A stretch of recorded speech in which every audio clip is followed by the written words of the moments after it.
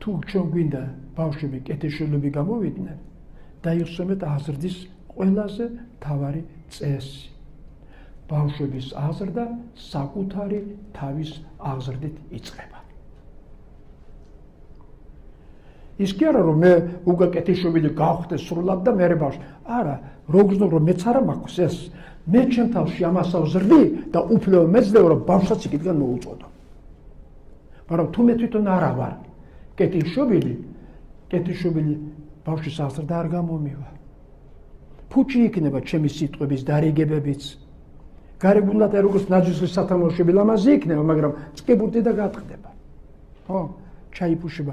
აი ესეთი იქნება ჩემს დარიგებას, ჩემი საკუთარი ცხოვრება უნდა ადასტურებდეს. რომ მე თვითონ ასეთი ვარ, ან ასეთი მინდა გავხდე, და ამიტომ შენც მინდა ასეთი გახდე. აი, ჰუმანური პედაგოგიკიდან ცხოვრების ორი მცნება. აზრდე ბავშვში კეთილშობილება და დიდსულოვნება.